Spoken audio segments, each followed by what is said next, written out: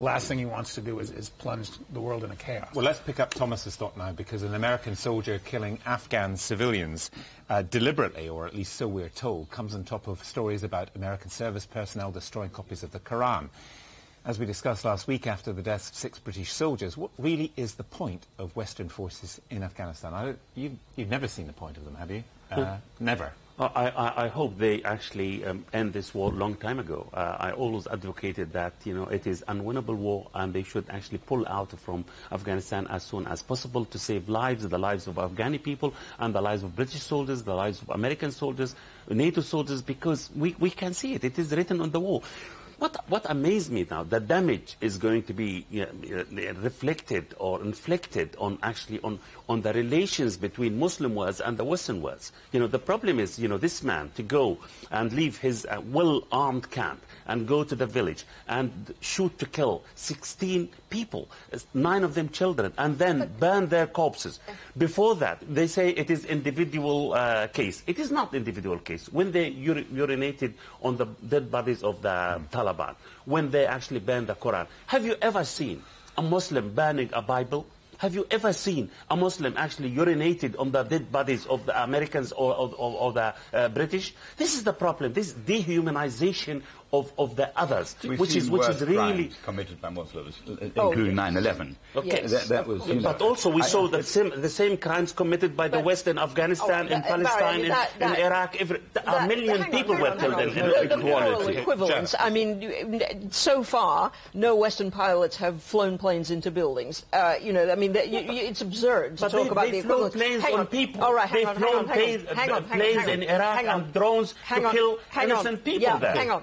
Let us finish this. A lot of innocent people were killed in 9/11 and in the July 7th bombings here. And the point is in Afghanistan. All right, hang on. Yes. Just one second. The point about the Afghan war is an awful lot of people are drawing parallels with the Vietnam War in America and here, and that is a really unfortunate parallel to be drawn. It only in the sense that they're bogged down in what seems to be an unwinnable fight. That's the only parallel. In Vietnam, the Americans had gone in quite unforgivably, I think, to try to prevent the outcome of a democratic election, which they didn't like. What is going to happen if they withdraw from Afghanistan, unlike in Vietnam, where the party that would have won the election just took over in a relatively peaceful way, in Afghanistan they're going to leave and create civil war. Let me go back to the core of the question, which is whether we should get out now, because I've just come back from Germany, 5 days in Germany, and it's certainly the talk there. What on earth are we Germans doing, risking our lives and propping up, it has to be said, a very corrupt regime? That's the view in Germany. It's all very well to talk after the event, after we found out that this is an unwinnable scenario.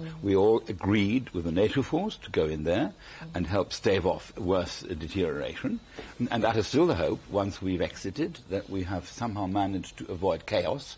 There's no other war game left, or aim rather, as I can see, other than avoiding chaos, avoiding civil war. Whether we'll be able to do that, it's another matter. But the Germans and other Europeans shouldn't complain about being there. We agreed voluntarily to help out in the effort so that America is not seen to be alone, depending on Britain. There must be other willing allies. And so we have to sort this out together. We shouldn't rush, go in a hurry. We shouldn't, scramble for the exit. That'll only give succor to the enemy.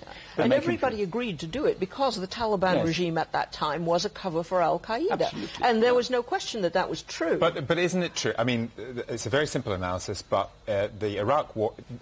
There are those who think the war in Afghanistan would be winnable, whatever that means, if it hadn't been for Iraq. Yeah. There are others who think it was never going to be winnable, and I think Barry's one of those. I mean, but either way, it doesn't seem winnable in any sense now. So. No, there's no way you can put a pleasant face on it, and I think these killings in the last week were particularly reprehensible and are going to have a lasting effect. When Karzai is talking about confining Americans to base, it's going to be hard for Obama to say, oh yes, we're winning this thing, and meanwhile the Americans are despised and detested on the ground there. So it's a disaster for all concerned. And there's no talks with the Taliban either, apparently. Yeah, it depends what you mean by the Taliban. Everything is off, and to a degree, were it to end right now, Americans would be remembered as cold-blooded killers. So it's very hard to find any middle of the road on this. And this was Obama's choice when he came in he did a 6-month review and decided to continue the war. So he cannot really blame this use the surge. on It was his war. He was saying he wanted to withdraw from Iraq, but Afghanistan was the war he was going to put everything But into. his rationale, Barry, was, that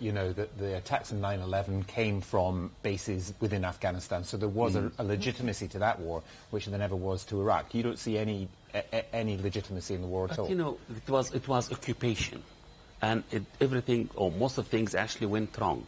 And, the death, 3,000 people were killed on 11th of September. This is a crime. This is terrorism.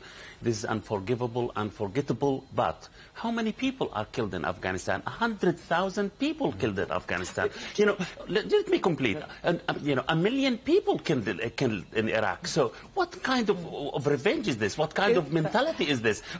For the sake of taking revenge for 3,000 people, to go and kill 1 million in Iraq and 100,000 in Afghanistan? You do have to remember that when the Americans came into Kabul originally, there were people cheering them in the streets. There were an awful lot of Afghans who were delighted to get rid of their regime, the Taliban regime. And it was an extremely oppressive regime and an unpleasant, murderous regime. But Janet, the oppressive regime now actually has embassies in Qatar and Saudi Arabia in order to facilitate the negotiation between Taliban and the United States. So after 10 years of cheering up the American troops, now the Americans are trying to install Taliban again in power. What kind of a blunder is this? There are Taliban and Taliban. There are different they people. are the same Taliban. Mullah Omar is still there. Al-Qaeda is still in Afghanistan, and they are very active. Can I just ask, so what did we achieve after 10 years of killing and bombing? Barry, can I just draw on your expertise on one particular thing, which was that since the basis of this war was to get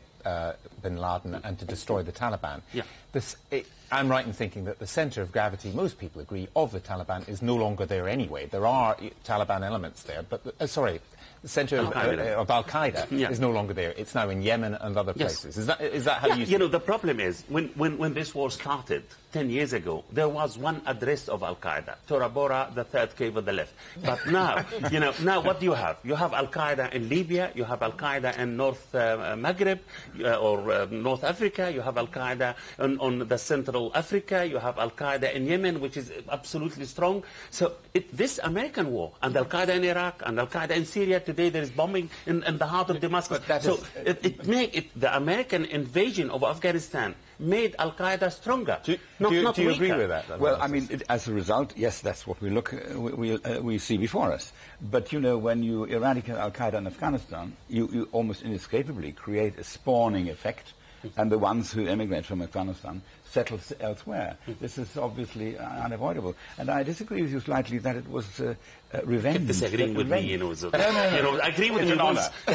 For the purpose of the argument. No, it was revenge the motive why the Americans went in? I don't think it was revenge. No, it wasn't. It was trying to extirpate the center of evil, which was Al-Qaeda in Afghanistan. And as a result, as you said rightly, they managed to let it spawn elsewhere. Whatever the but motives, they succeeded in that regard. Whatever the motives, I think for those countries that do have soldiers in Afghanistan now, foreign soldiers in Afghanistan, it must also be very difficult because the sense of morale, what are we doing here? That old Vietnam song, hey, hey, what are we fighting for? Of course. But also, I mean, there is a strategic difficulty for governments deciding whether to pull out and whether to announce a deadline for when they will pull out, because they're in effect pulling the plug and on what will be a civil war when they leave.